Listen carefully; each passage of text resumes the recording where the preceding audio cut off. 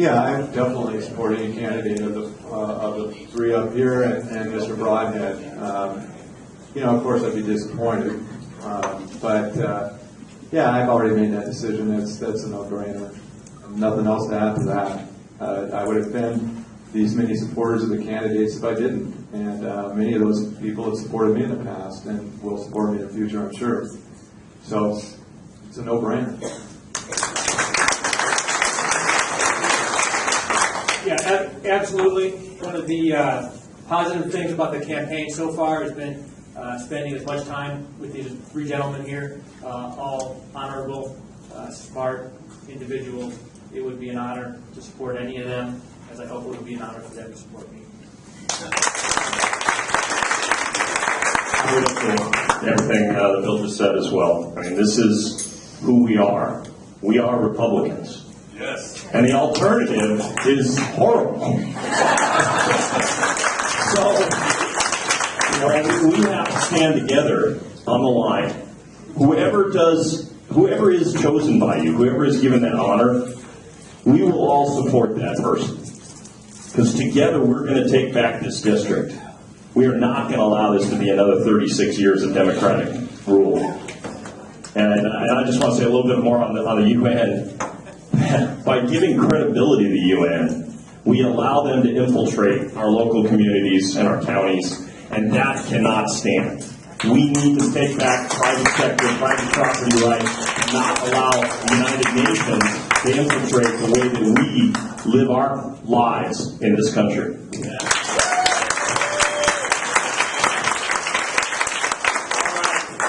Moderator question.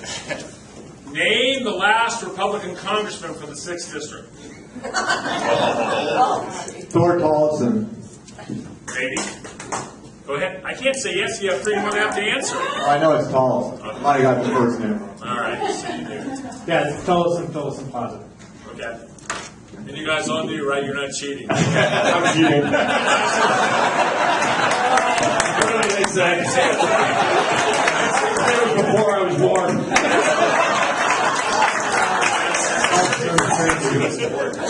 1964. We're going to change that. All right. Are we? We're going to change that. Okay. Do you want to get the first one now, or do you want to let it go to Bill since I asked the trivia question first? I want to follow the rules. All right. All right. How do you define marriage, and is it a federal issue?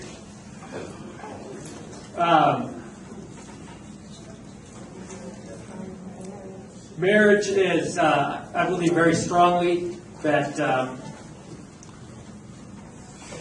I define marriage as marriage between two individuals. I believe it's critical that the government remain out of individuals' choices, and that we treat all citizens the same. The word that I follow in my life says it's one man and one woman.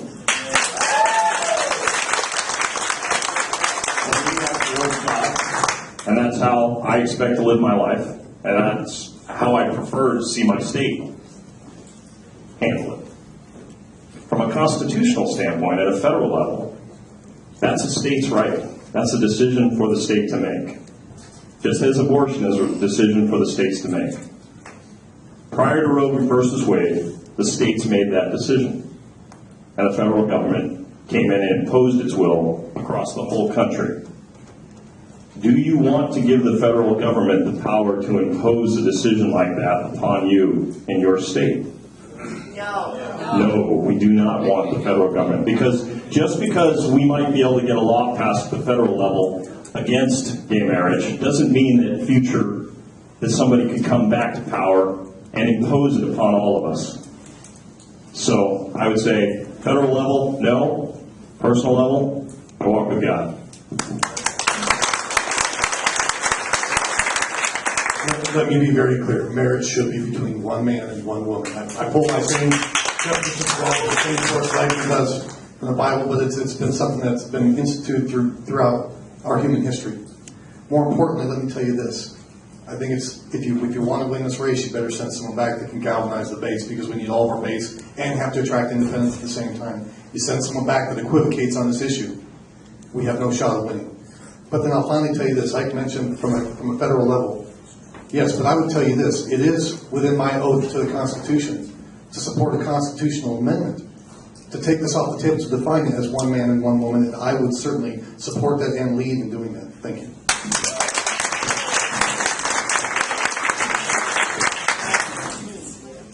Well, like it or not, I mean, the young family that procreates, I mean, that's the basis of society, and that always will be. And there's nothing that a law can do to change that.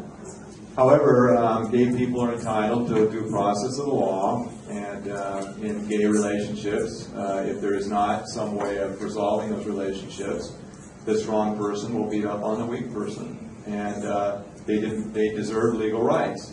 Those legal rights will be granted by the states and have been granted by the states. Whatever it's called will be determined by the people, and that's the bottom line. And it'll probably be gay marriage or whatever it is, but it's the federal government has some jurisdiction over the issue.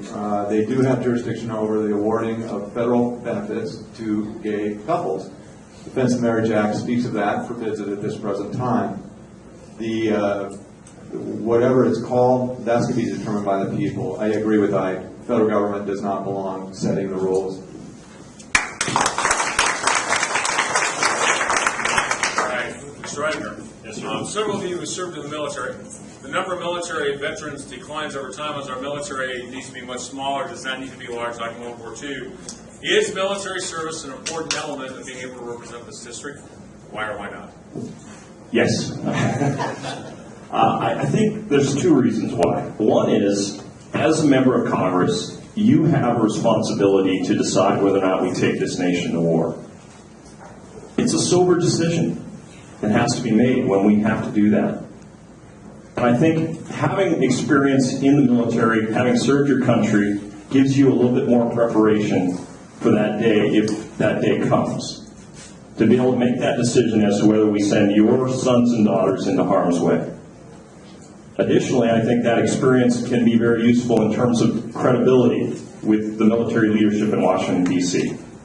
As we go forward, having the ability to speak articulately with military leadership about the needs of the bases within our district is important. Derek Kilmer does not have that. That's his Achilles heel.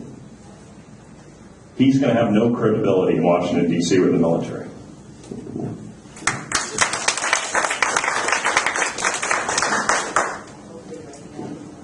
I know lots and lots of Democrats that have said they support the military, but on 9/11 we saw which side of the aisle didn't support them. And as much as I would love to have said that the Lord led me through military service because of my affection for the freedom that I have, because two of the gentlemen up here have served, and many of you in this audience have served, the Lord didn't lead me down that path. But please understand, just because I haven't served doesn't mean I care any less, or that maybe I don't care more. And the truth is, you have to look at the full package when someone presents themselves to you.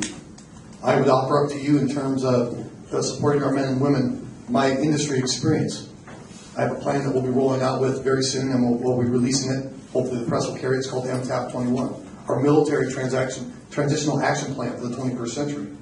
Because having worked in the corporate world, I have a lot of experience with helping try to bring people into the corporate world. And if you look at the technical prowess, the discipline that our military men and women have, and their families, they're just not being supported by Congress. I can help in that regard too, with my experience. Thank you.